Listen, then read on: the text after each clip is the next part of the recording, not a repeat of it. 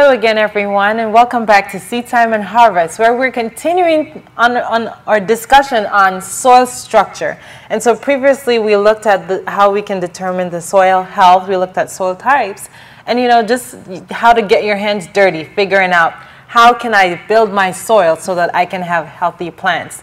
And now let's continue with that, Jose. Right. We were looking at practical things to look for in the soil, right, so that that has vitality, that there's strength in it. And again, that scripture that we looked at, Jesus tells us that the good ground is the one that's going to bear fruit. Correct. And then he also tells us that you shall know them by their fruits. And so the good ground is an indicator. It shows us that you're going to, by looking at your plant, you know that you have good ground. So the indicator is actually also your plant. Yes. By looking at the plant, then you know you have good ground. Healthy soil or not. And so we're going to look at that today. Okay. And then we also, one thing looking at this, we talked about was the types of soil, the soil's ability to be worked, right, whether it's compacted or not. So let's talk about compaction. Okay. What is a compacted soil? Well, a compacted soil is when it is pressed together. Okay. And so think about when you see a construction zone and you have a compactor that comes, the roller, and compacts the ground. Okay. It makes it very hard. Yes. And then when the rain falls upon it, it stays on top. And so it's very much what happens with your soil. Right. When you have compact soil, the water is not going to come through. Okay, and is there an easy way, I should ask, on how we can, those of them, or viewers at home, can check the compaction of their soil? Because of course, if you have too compacted soil, it's not good for your root development. Right. And so your roots are going to have to try really hard to be able to move through the soil, to be able to pick up nutrients, water, to get air. So how can we test our soil for compaction? So we're going to do a water compaction test. Okay. We're going to test for compaction in the soil by placing a cup. As you see here, the bottom is cut out. And we're going to put it in the soil that we're going to be testing. And then we're going to fill it up with some water. Okay, so and what are some of the things that we're looking for as we're doing this? Well, we're looking to see how quickly that water is going to go through. Okay. And the quicker it goes through, then you know that it is not so much compact. Okay. So if it takes a long time for it to go through, then you have more compaction. So this is what we're testing right now. So and as we're looking at this, you can see that there's a significant difference in the amount of water in the sandy soil versus the clay. Yes, the clay, this one it doesn't look like it's moving. It's not budging. It's not budging. So but the sandy one is almost. So these are good indicators, Charisse. What do you see here? Well, here I see that this soil is, as you mentioned, the roller pressing the road where the water is not able to penetrate, but to just run off. I see that with this one because majority of the water like 90% of the water is still in the cup. Whereas this one, you have about 10% left, and that's draining more faster. So this tells me that the clay soil is more compacted than the sandy soil. Right. Okay. So this is not ideal. This is draining too fast, and this is draining way too slow. Right. So what's the rate? Is there a way to, how much do we want it to drain? All right. So now if you're doing this for a test, this is just for examples. But when you want to test for compaction in your soil using this test, you would do this a few times. And then after maybe the third time, on the fourth time now is when you want to see how long it's going to take. Okay, so you want to saturate some of the soil. And on that third or fourth trial, maybe the fourth, what you're going to do is you're going to see how long it takes. And if it takes more than about half hour to an hour for you to drain this cup, then you know that you're probably having some compaction issues in your soil. So those plants growing in that soil may not be as healthy. So here we see that this sandy soil is done. I mean, all the water drained out. So I'm going to just take this cup. And let's see, did you want to lift it up? Well, this was dry, so we may not have any leaching from the bottom. But can you pick up that pot to see if we have water already coming through. And that's not even 2 minutes. So we can see this soil is too loose. The particles are too large. So here we have some loamy soil. And I'm just going to put this one on top here. Okay. Actually, let's take this one out so I can see how much water is coming out of this one. So we're going to check to see how compacted this is. And our clay soil is still not even moving. The water is still there. So this is loam, and of course, I'm sorry. Some of it went out over the side. Okay, so this one should drain a little bit slower than the sandy soil, but faster than the clay. Why? Because the particles here are somewhat larger than the particles in the sandy soil. And you do have some compaction. So you don't want too much compaction, but some, because you do want it to hold and retain some of that soil. Yes. So in this compaction test, you not only want to know that it's compacted, but not too compact. Right, that's right. Because I can look at this one, and it seems like the water is staying on, like it's coming through the side, and it's staying on the top. So it's not really going down, but you can see the loamy, the one with the loam, is moving. So this is good. It's not moving too fast, and it's not moving too slow. So you can see that the particles are absorbing the water a lot better than the clay and the sandy soil. Yeah, so ideally you can see on this one, the rate of it absorbing the water is a pretty good rate, not too quick on the loamy. Again, the loamy is going to be the ideal type of compaction that you're going to be looking for. Because again, with the clay soil, if it's too compacted, then you'll have flooding. You'll have too much, when it's fully absorbed in the soil, it's going to stay there. It's going to hold it a longer time. And so you're going to have a cloggy soil. It's going to be mushy, and it's going to absorb the water for a longer period. While the sandy soil, with that type of soil, then you'll have more erosion because the particles are so loose. So when you water, you're going to have a lot of leaching of the nutrients, and you're going to have significant runoff. And also with the clay, what will happen is when you have too much compaction is that you'll have too much water now, and it will be oversaturated. So when you have a rainy season in the clay, then your plants may drown. That's true. That's true.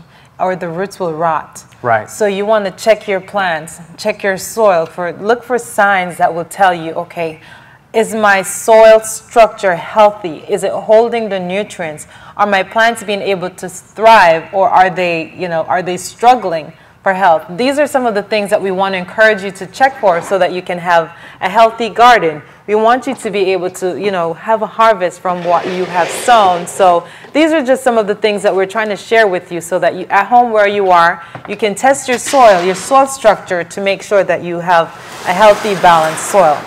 And now here we have our eggplants. I love eggplants.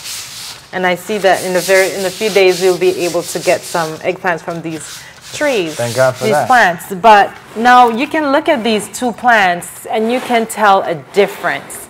So another way, as you mentioned before, to check if you have good soil is by looking at the plants. And it's clear. The difference is clear. Tell me some of the things that you see, Jose. Yes, so one of the things that you're going to be looking for is size and also uniform color. So these are indications of good soil. So when you're looking at these two plants, they both look good size, but there is a difference. Maybe not all can tell, but I mean, if you look at it carefully, I don't know if the camera is picking that up. You should be able to tell. You can see that these leaves are curling a lot more, and these are nice and broad, and the color on this plant is really, really, it has a darker green than these are slightly yellow. So you can see that there is something going on in this soil versus this one looks a lot more healthy. Right. And, even though this plant is taller in length, This one is wider, it looks more fuller, and it looks like it's thriving better. You see blossom on this one, whereas you don't see a lot of young, new blossoms coming out on this plant. So something happened here. Right. So this would be an indication of something that is going on in the soil. In the soil. Mm-hmm. Now, what would be maybe something that could deter from this type of comparison? Well, one thing, a few things rather. The amount of rainfall that you get, because of course rain will leach nutrients from your soil. If you're in a drought situation, then your soil may have a watering issue where, you know, inconsistent watering. Right. As well as if you have a pest or disease infestation, then your plants may differ in terms of visible comparison. Right. And even in the pest infestation, that also might be a sign of a soil quality being poor. Right. Because the pests are not attracted to plants that are strong. They're attracted to plants that are sick. Yes. So this also could be an indication of that. Okay, we have a little bit of water in this bucket. But another thing that we can look at to check soil health and the health of your plants is by looking at the roots. So let's bring this pot in here, and we're going to look to see what the root is like. Because of course you look at your plant, you check your soil, and things are still not doing well. So you can get your hands dirty. Go in, look to see if there is something eating your roots. Look to see if your roots are thriving, because what's the color that our roots need to have? Well, you want to be looking for a white color root. Mm-hmm. You want to see that it is strong and going down into the ground. So it shouldn't be brown. It shouldn't be dry. No, okay. No. These are not good signs. That's a sign of root rotting. Okay. When they brown up like that. So you want to see them white. And so we want to look at the root here because we want to see what's going on. We're looking at it above the ground here. Yes. And it seems like something is going on with this one. So let's take a look and see what's going on inside. Okay. And when you look at the root growth, of course, as we mentioned, you want to look for the roots to be white. It shouldn't be brown. You want to make sure that you have significant root growth. And you can see that with this one. You have a lot of roots. So it may be that this plant needs a bigger pot. Right, because you can see this is the way that you would want your root structure to be. Yes. In a pot. You may want to transplant it. Yes. But then as we compare the two, well, that could be a good indicator because this this pot one is smaller than that one. The plant is a little bit bigger. Yes. This plant compared to the other plant, we looked at the size difference. And so this root system here looks like it's a good pretty network. much towards the point where it wants a bigger pot. Bigger pot. So these are some of the things that you can look for. You can look that you have healthy roots. They're not brown, they're white, and you have development all around. So the root is being able to grow, stretching out, and it looks really healthy. So I think we are going to put this plant in a bigger pot. All right, let's put it back in this pot for now, though. Okay. All right. All right, one more thing I want to mention is the way that you can test this in your garden to see if your soil is strong or healthy is by picking out, maybe you have a weed that looks, that is growing in your garden. Because you want to check the roots and you want to see what's going on underneath. And you don't want to just pick something that you are intending for it to continue to grow. So you'd pick out like a weed and you get your shovel and you dig around that weed. And then you can lift up that weed, try to get as much roots as you can, and then examine the roots of that weed. And that would be an indication, depending on what those roots look like. Right. Your soil health would be telling by just looking at the root system of that weed. So it should be sturdy, same Right. white color, because of course your weeds grow faster and they grow a lot bigger. So if your soil is healthy, your weed is going to be very productive. Unfortunately, your weeds will be more productive than your plant. So that's a good indicator to tell if you have excellent soil health. Correct. And so as we are further investigating. We want to continue to learn about ways to check and know the soil vitality, the soil strength.